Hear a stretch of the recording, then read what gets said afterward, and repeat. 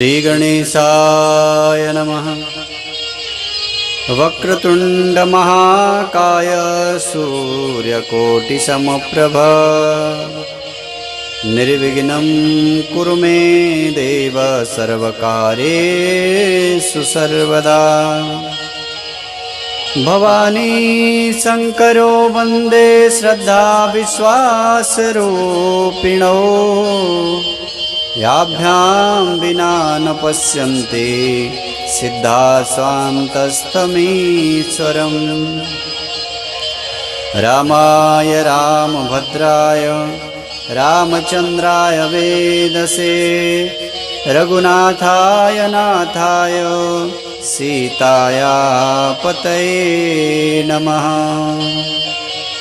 या देवी सर्वभूतेषु मातृरूपेण संस्थिता नमस्तस्यै नमस्तस्यै नमस्तस्यै नमो नमः। सर्वमंगलमांगल्ये शिवे सर्वार्थसाधिके शरण्ये त्र्यंबके गौरी नारायणि नमोस्तुते। सच्चिदानन्दरूपाय विश्वोत्पत्त्यादिहेतवे तापत्रय विनाशाय श्रीकृष्णाय वयं नुमः। कृष्णत्वदीयपदपङ्कजपञ्जरान्ते अद्यैव मे विशतु मानसराजहंसः। प्राणप्रयाणसमये कफवातपित्ते कंठावरोधनविधो स्मरणं कुतस्ते। भक्ति भक्त भगवंत गुरु चतुरनाम बपुए इनके पग वंदन किए नासत विघ्नने। जय जय श्री राधारमण जय जय नवल किशोर जय गोपी चित चोर प्रभु जय जय माखन चोर। बाल कृष्ण लाल की, द्वारकाधीश भगवान की, बद्री विशाल भगवान की, केदारेश्वर भगवान की, राजराजेश्वरी मैया की, शंकर भगवान की, हनुमान जी महाराज की, पुरुषोत्तम भगवान की जय। परात्पर परब्रह्म अकारण करुणावरणालय भक्तवांछा कल्पतरु परम दयालु परम कृपालु भगवान पुरुषोत्तम की महती कृपा से इस पवित्र पावन पुरुषोत्तम मास के अवसर पर भगवान पुरुषोत्तम की पावन कथाओं को सुन करके हम सब अपने जीवन को धन्य और सफल कर रहे हैं। समय विपरीत उसको अनुकूल भगवान की कृपा से हम सब कर रहे हैं, क्योंकि समय पूरा विश्व कोरोना महामारी से त्रस्त है, दुखित है, पीड़ित है और कोरोना धीरे धीरे बढ़ भी रहा है। पहले महानगरों तक सीमित था, अब गांवों तक पहुंच गया है। तो ऐसे विपरीत समय में भी हम भगवान का आश्रय करते हुए और इस विपरीत संकट से समस्त विश्व जल्दी मुक्त हो, ऐसी पवित्र भावना के साथ में आइए आज के कथा विषय में प्रवेश करें। उसके पूर्व कुछ देर भगवान के नाम का आश्रय करेंगे। श्री कृष्ण गोविंद हरे मुरारे हे नाथ नारायण वासुदेव। हे कृष्ण गोविंद हरे मुरारे हे नाथ नारायण वासुदेव। हे नाथ नारायण वासुदेव। हे नाथ नारायण वासुदेव। हे नाथ नारायण वासुदेव। हे नाथ नारायण वासुदेव। श्री कृष्ण गोविंद हरे मुरारे हे नाथ नारायण वासुदेव। हे नाथ नारायण वासुदेव। बोलो पुरुषोत्तम भगवान की। तो बंधुओं, सूत जी शौनकादि ऋषियों को भगवान नारायण नारद जी को बद्रिकाश्रम क्षेत्र में पावन भगवान पुरुषोत्तम की लीलाओं को, भगवान पुरुषोत्तम के महात्म्य का श्रवण करा रहे हैं। और नारद जी बड़े भाव और प्रेम के साथ में इस कथा का श्रवण कर रहे हैं। और इस पावन महाराष्ट्र की धरा में हम सब बंधुओं अपने घरों में बैठ करके भगवान पुरुषोत्तम की पावन लीलाओं का श्रवण करके अपने जीवन को धन्य कर रहे हैं। इधर वाल्मीकि ऋषि दृढ़धनवा राजा को कथा सुना रहे हैं। और कल तक हम सब ने भगवान के पूजन और विधि जो है कल तक हमने श्रवण की, जिसमें विशेष करके भगवान के पूजन को प्रत्यक्ष हम सब ने देखा। और ऐसा पूजन आशा है कि आप भी अपने घर में करेंगे।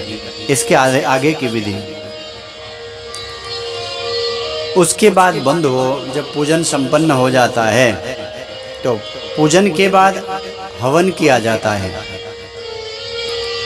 जौ, तिल, घी, चावल मिला करके सुंदर सामग्री बना करके फिर सुंदर हवन किया जाता है। और इसमें आगे उद्यापन की ही विधि बताई जा रही है कि अगर हम इस पूरे मास भर व्रत करते हैं, हम व्रत कर रहे हैं अगर पूरे महीने भर, तो फिर बाद में उद्यापन कैसा करना चाहिए उसकी विधि इसमें बताई गई है।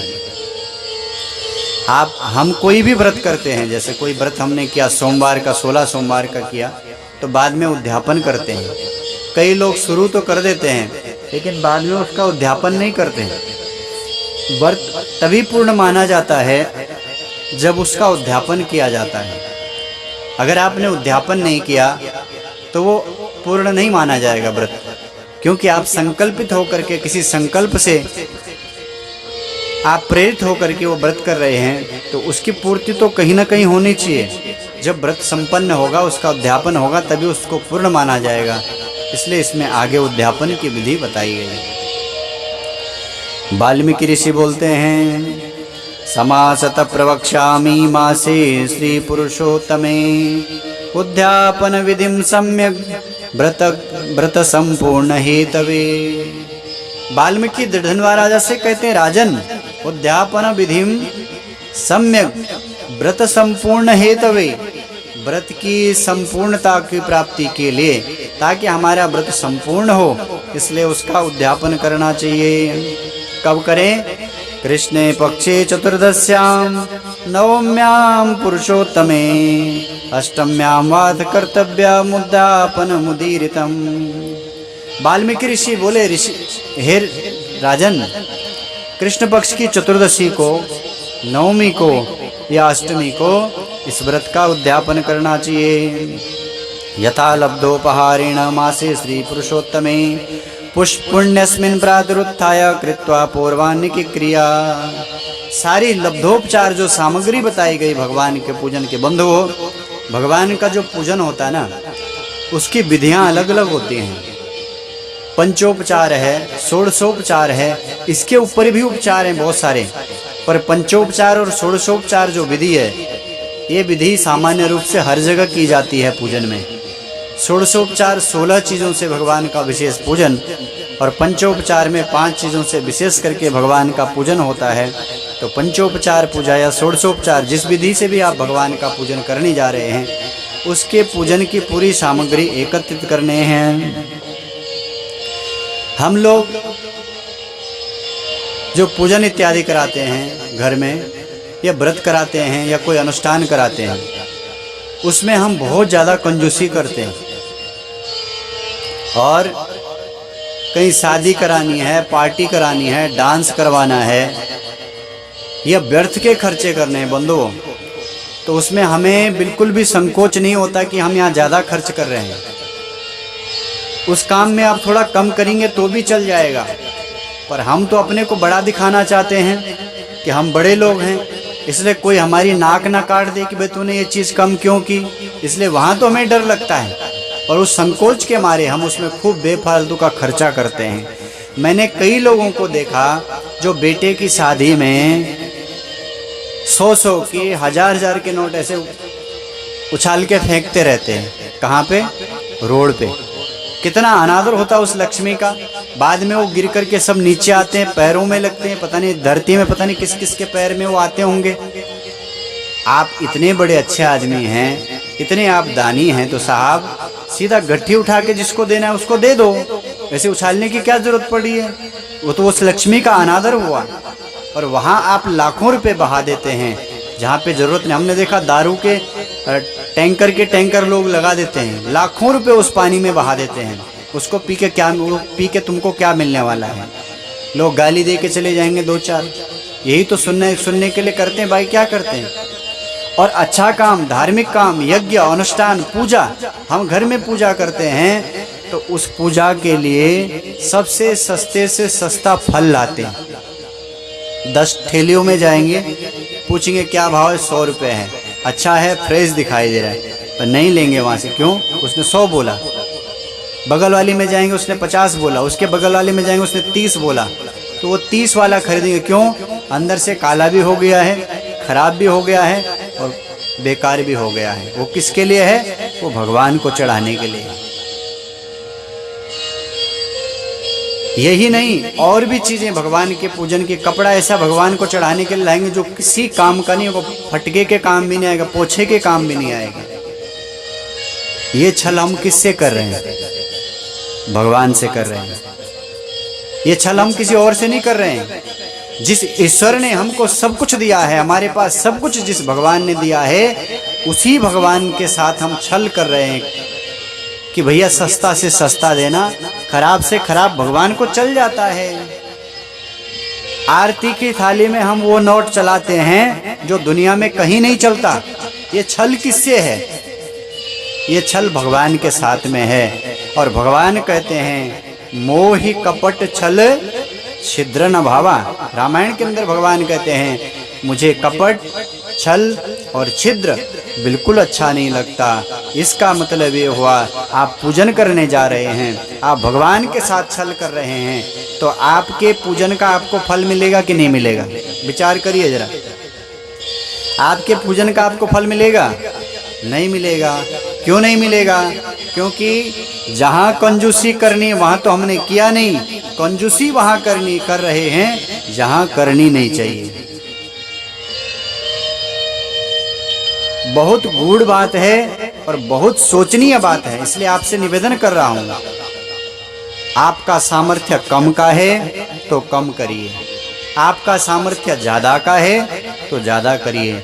मेरे कई चाहने वाले, मैंने यहाँ भी और बाहर भी देखे, कई चाहने वाले ऐसे हैं जो कपड़ा खुद पहनते हैं वही कपड़ा भगवान को चढ़ाने के लिए लाते हैं। जो कपड़ा, जैसा महंगा कपड़ा खुद पहनते हैं वैसे कपड़ा ब्राह्मण के लाते हैं। आप सोच रहे होंगे ये इसलिए बोल रहे हैं कि नहीं मिलेगा, ऐसी कोई बात नहीं है। मैं तो लोगों से कहता हूँ कि आप मत देना। क्यों? मैं अपने पसंद के कपड़े बनवाता हूँ। आपने दिया, मेरे काम नहीं आया, तो आपके देने का कोई फल नहीं। सबसे निवेदन भी करता हूँ, पर ऐसे चाहने वाले भी हैं जैसा खुद पहनते हैं वैसे ब्राह्मण को देते हैं, वैसे गरीब को देते हैं। जैसे खुद खाते हैं वैसे ब्राह्मण को देते हैं, वैसे गरीब को देते हैं। वहाँ भेद नहीं करते, उसमें बिल्कुल भेद नहीं करते बंधुओं, और नहीं करना चाहिए। आप दे किस ले रहे हैं? क्यों दे रहे हैं? आप किसी को दान देते हैं तो आप उसके ऊपर उपकार कर रहे हैं क्या? आपको क्या लगता है कि मैं इसको दान दे के इसके ऊपर उपकार कर रहा हूं? अगर ऐसे सोचते हैं तो आपका दान बेकार है, आपका दान व्यर्थ चला जाएगा। आप दान इसलिए देते हैं ताकि आपका अनिष्ट कटे, आपका अरिष्ट कटे, आपके पूर्व संचित पाप कटे। इसलिए तो दान दिया जाता है कि भैया कुछ देंगे तो हमें मिलेगा या आगे मिलेगा या कुछ कटेगा। तो जब दे रहे हैं तो प्रेम से दीजिए, भाव से दीजिए, अपनी सामर्थ्य के अनुसार दीजिए। आप जैसा खाते हैं वैसा दीजिए। अपने लिए तो आपने वही महंगे से महंगे बासमती के चावल बनाए और किसी को दिए तो ऐसे दिए जिसमें कई तो कीड़े पड़े थे, कई उसमें गुण पड़े थे, आधा चावल सड़ा हुआ था, तो तो आप क्या सोचते हैं, आपके देने से किसी का घर चलता है क्या? इसलिए इन चीज़ों में विचार करना। आप जिसको दे रहे हैं उसके हृदय में भी भगवान है, आपके हृदय में भी भगवान है। आपका वाला भगवान देख रहा है कि जिसको मैंने दिया है वो दे के आ रहा है, और जिसको आप दे रहे हैं उसके हृदय का भगवान देख रहा है कि इसके पास सारा सामर्थ्य है, सारा वैभव है, फिर भी ये दे के आ रहा है। इसलिए पूजन में, अच्छे कार्यों में, दान में, पूजन में कोई अच्छे काम हैं, उसमें हाथ को ऐसे नहीं, उसमें हाथ को खोल के रखना। जरा महाभारत की कथा याद करिए। महाभारत में जब यज्ञ हुआ पांडवों का, उसमें भगवान कृष्ण ने सबको अलग अलग व्यवस्था दे दी कि तुम ये काम करना, तुम ये काम करना, तुम ये काम करना, सबको अलग अलग व्यवस्था दी। भीम को रसोइया बना दिया, क्यों? बोले खाने पीने का काम अच्छा करता है, हाँ खूब खाएगा, तो जो खूब खाता होगा वो दूसरे का भी ख्याल रखेगा नहीं कि भैया हम, मेरे को जैसे भूख लगती है वैसे सामने वाले को भी लगती होगी, तो वही तो खिला सकता है। इसलिए ऐसी ऐसी व्यवस्था भगवान ने सबको दी। पर जहां धन था, जहां कोष और खजाना था, वहां किसको बिठाया? किसको बिठाया? विचार करो जरा। वहां पे दुर्योधन को बिठाया। किसको? दुर्योधन को। क्यों बिठाया होगा, जरा विचार करना भाई। वो तो दूसरी जगह का है, तो दुर्योधन तो यही चाहेगा कि इनका सब कुछ खत्म हो जाए, लेकिन भगवान जानते हैं यहाँ हो क्या रहा है, यहाँ हो यज्ञ रहा है। और यज्ञ में, कोष में ऐसे आदमी को बिठा दिया जो ज्यादा से ज्यादा खर्च करे। तो वहाँ दुर्योधन ने बहुत सारा पानी की तरह बहा दिया, लेकिन वो सब यज्ञ में खर्चा हुआ। और बंधुओं, आप जानते हैं उसके बाद पांडवों को सब कुछ मिला, सारा वैभव मिला, सारे सुख मिले पांडवों को, क्योंकि वो यज्ञ में खुले हाथ से किया गया। इसलिए शुभ कार्य में आप दान कर रहे हैं, कम कर सकते कम करिए, नहीं कर सकते मत करिए। पूजा करवा रहे हैं घर में तो मन से, हृदय से, भाव से करिए। फॉर्मेलिटी पूरा मत करिए। आप फॉर्मेलिटी खाना पूर्ति के लिए करते हैं तो उसका क्या फल है? थोड़ा बहुत मिल जाएगा आपको, हाँ कृपा कर देंगे भगवान कि चलो ये दूसरे को दिखाने के लिए कर रहा, चलो थोड़ा बहुत, हाँ।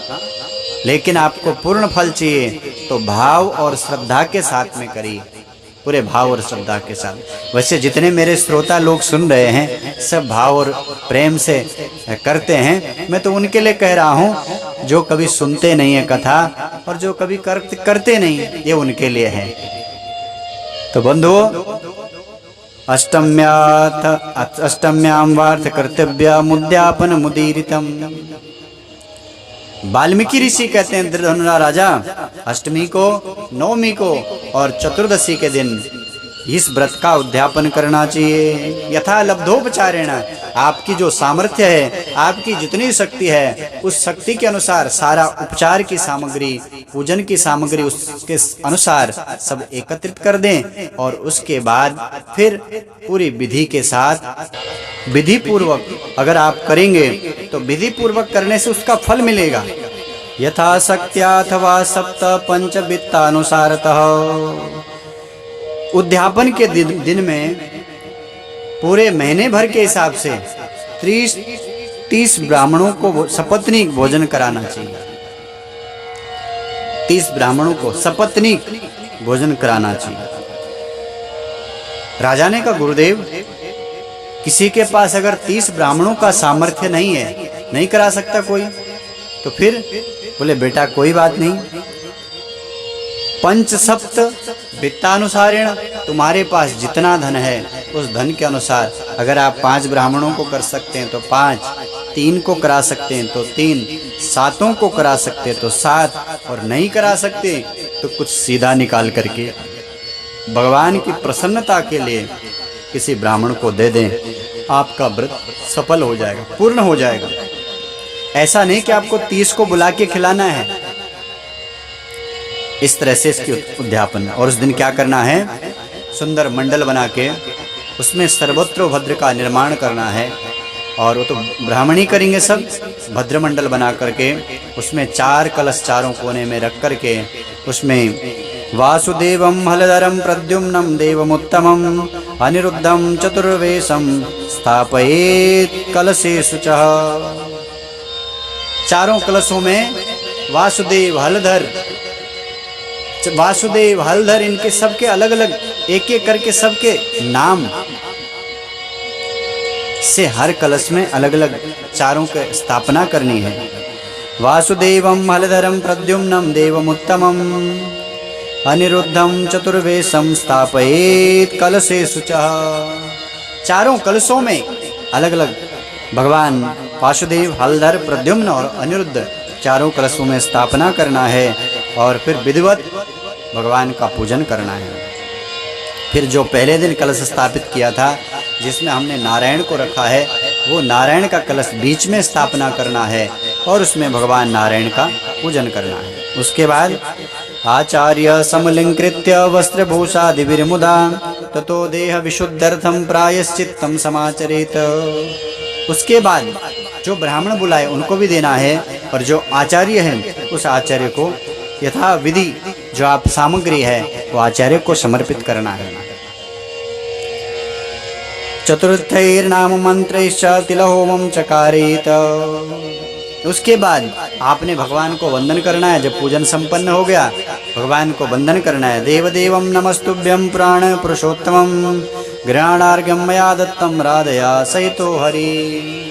सुंदर अर्घ्य की सामग्री 5-7 चीज़ों की वो भगवान को समर्पित करनी है और फिर भगवान का मंत्र जपते हुए भगवान से प्रार्थना करनी है, हे नारायण मेरे जीवन के दुखों को आप दूर करो, इस तरह से प्रार्थना करनी है। उसके बाद फिर विधिवत हवन की सारी चरु मिला करके सामग्री मिला करके और फिर हवन करना है।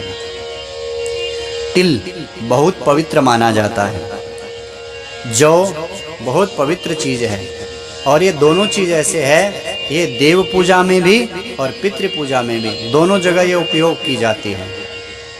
देव पूजा में भी और पितृ पूजा में।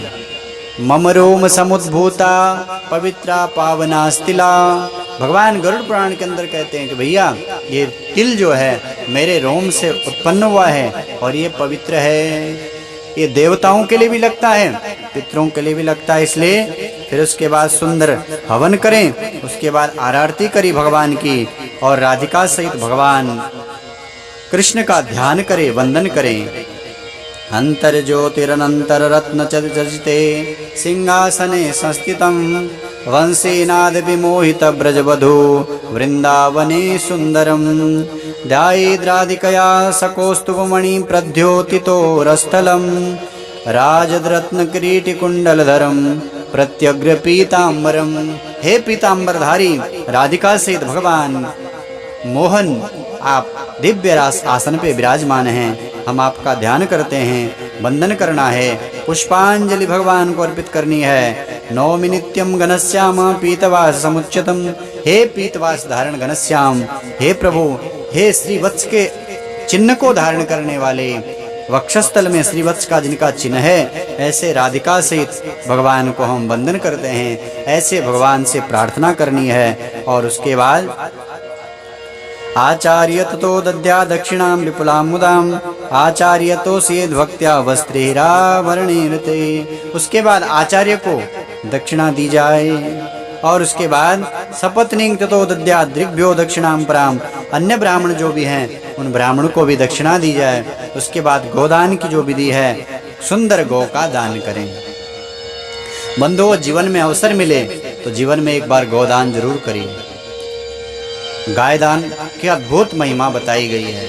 गरुड़ पुराण के अंदर भी 2-3 प्रकार की गायों का दान बताया गया है।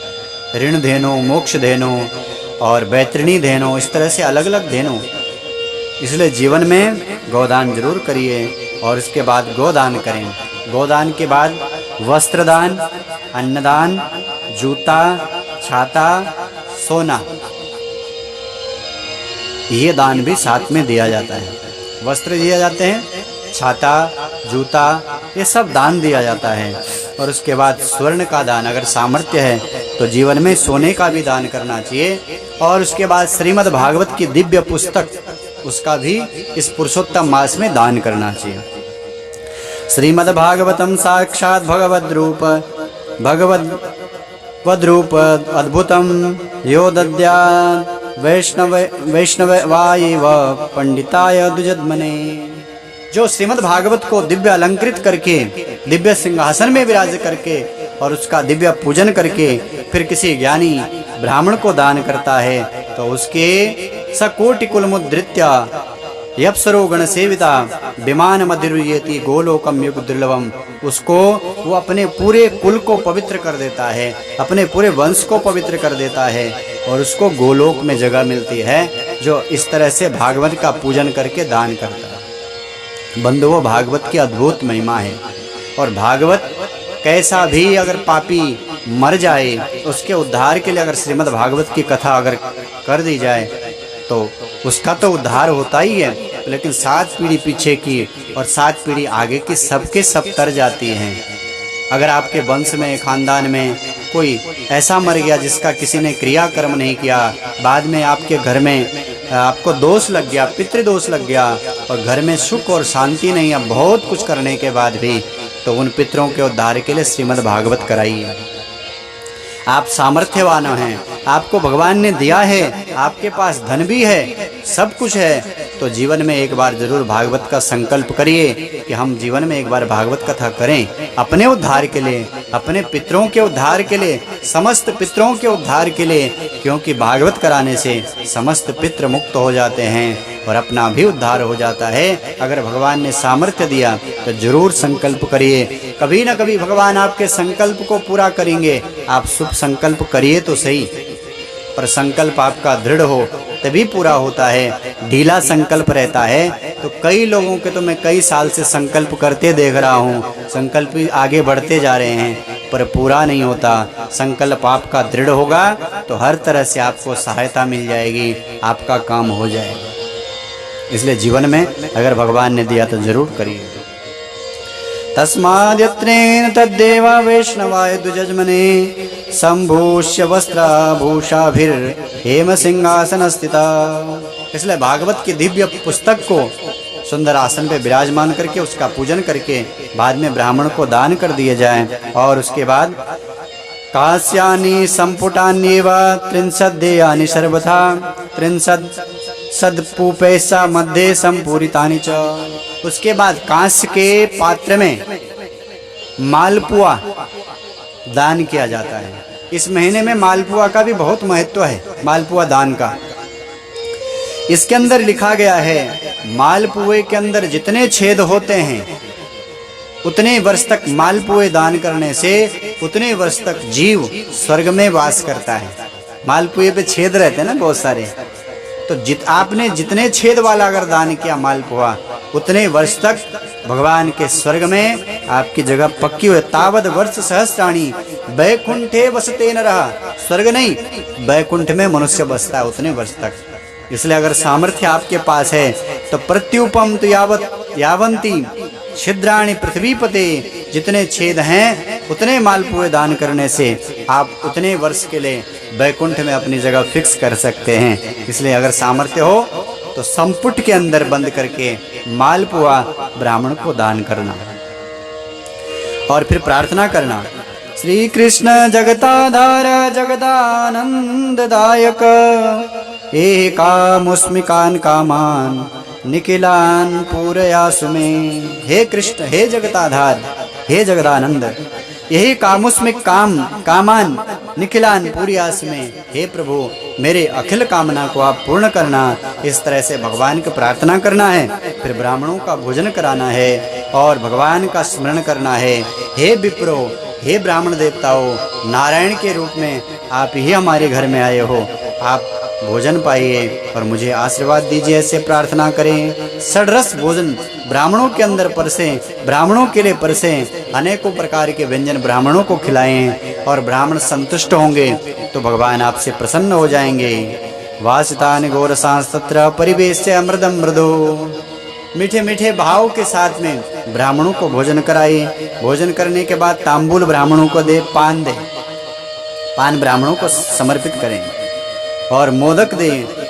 फिर वंदन करें ब्राह्मणों को और उसके बाद आसीमात् पर्यन्तो ब्राह्मणास्तान विसर्जयित। ब्राह्मण भोजन कर लिया, उनको सामग्री दे दी और उसकी विधि के बाद में जो नियम लिए जाते हैं महीने भर के, उन नियमों का त्याग इसमें बताया गया है कि हमें उन नियमों का कैसे त्याग करना है। वाल्मीकि ऋषि बोलते हैं, नक्त भोजी नरो राजन ब्राह्मणान भोजी तथा। जो रात्रि में भोजन करते हैं और दिन में जो भोजन नहीं करते, यानी जिन्होंने व्रत का नियम लिया है, वो ब्राह्मण को भोजन कराएं, स्वर्ण दान करें।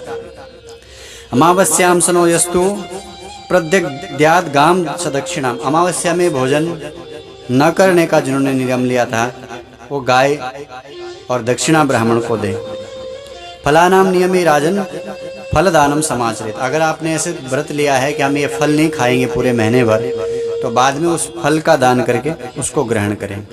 तेल छोड़ा है पूरे महीने भर, तो तेल की जगह में घी का दान करके फिर उस चीज़ को ले सकते हैं। धान्य में किसी विशेष धान्य को आपने छोड़ा है कि ये महीने में नहीं खाऊंगा, उसका दान करके फिर उस चीज़ को ले सकते हैं। भूमि में अगर आप सोते हैं कि भाई बिस्तरे में हम सोएंगे नहीं, नीचे ज़मीन में सोएंगे, तो फिर उसमें सैया दान की विधि बताई गई है। और कई लोग नमक नहीं खाते हैं, तो नमक दान, वो उसके बाद षड्रस दान दिया जाता है।